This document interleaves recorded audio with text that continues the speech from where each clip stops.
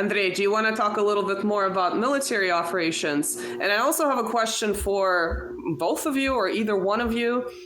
Basically, we want to think about this particular conflict more generally, and we want to address the question as to whether it's its own localized conflict or whether it should be considered part of World War II, as some historians do. I think another example that's usually mentioned in this particular context is the battle that took place in Mongolia in 1939 between the Soviet Union, Japan, the Battle of Khalkhin Gol. And so some people consider that to be a localized conflict and others consider it to be a part of World War II.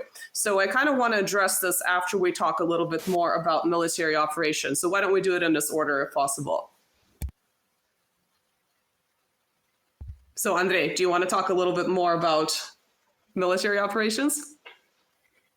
Well, I won't dwell too much on it. Do you hear me? Yes. Or do you want to address would you rather address my question? Well, I'll address your question.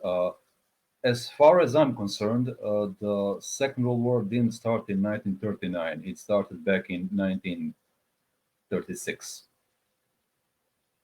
So, in China. And you could also claim that Spanish Civil War was also part of the Second World War. I mean, all these various conflicts happening also in Abyssinia and East Africa, all these conflicts were sort of a part of the larger conflict. They were just gearing up for it. It was just a matter of time when it will actually accelerate and explode.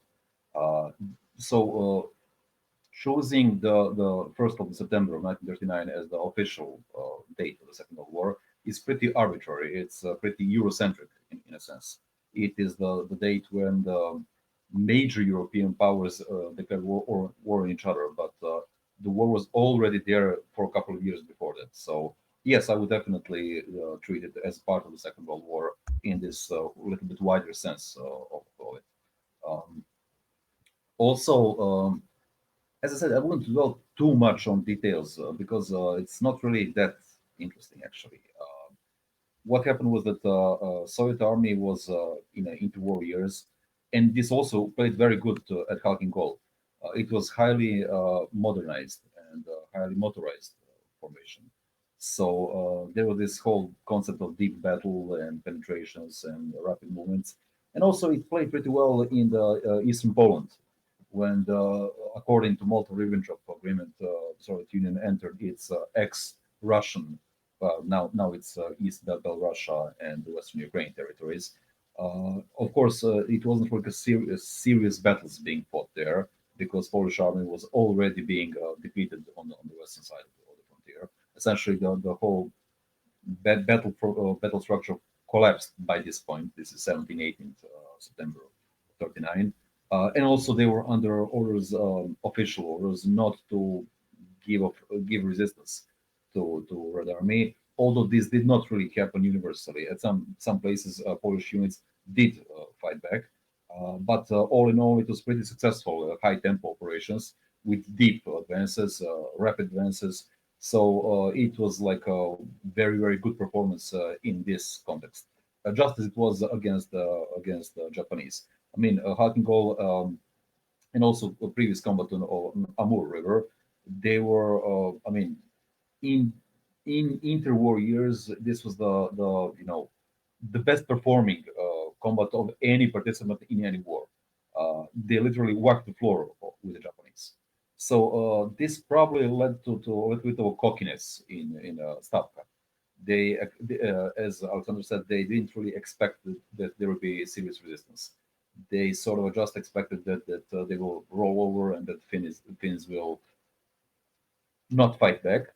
There was also apparently expectations that remaining communists will stage the uprising, which will facilitate this takeover of power. So there won't really be any serious fighting. They will stage sabotages in the Finnish military and all this.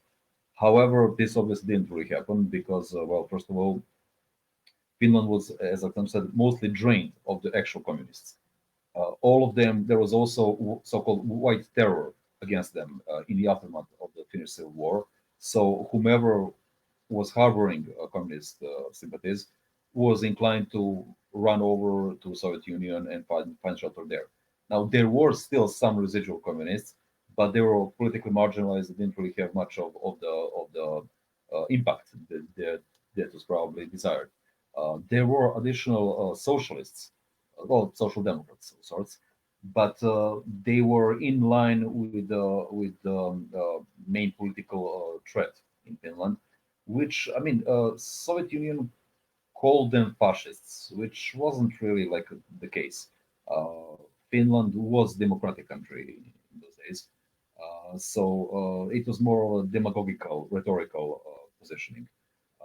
However, of course, there was this a legacy of collaboration with the Germans from 1918 and 1919. So there was that. There were obvious sympathies. But then again, one would have to sort of talk about the perception of different ideologies in interwar years, and it's very complicated issue. So it's not the topic of this particular show.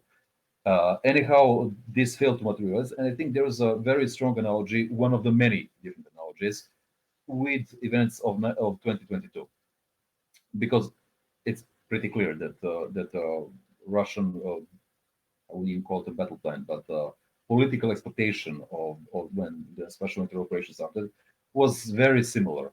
That the very act of showing up in force will trigger the internal transformation in first 1939 in Finland and in 2022 in Ukraine, which failed to materialize. And it's probably a little bit of a bad reading of the situation, a little bit of wishful thinking, maybe poor intelligence. And then after initial setbacks, there was this regrouping, bringing up reserves, and then just pushing through. I mean, this is a very, very similar developing line, both in the winter war and in what is currently happening in Ukraine for the last 2.5, 3 years. Although, to correct some of the people in my chat, no Russian official actually said Kiev in 3 days. This is Western propaganda. This is something that does exist in popular culture. So in that sense, perhaps the idea of marching in and getting the desired result quickly may be correct. However, I think that idea also comes from thinking of more like an American style invasion, let's say of Iraq, of where Americans are not really concerned about civilian casualties. And that's obviously not what happened in Ukraine. So yes, to clarify that the whole Kiev in 3 days is something that's been disseminated by the Western media and politicians who were obviously seeking to achieve a particular results.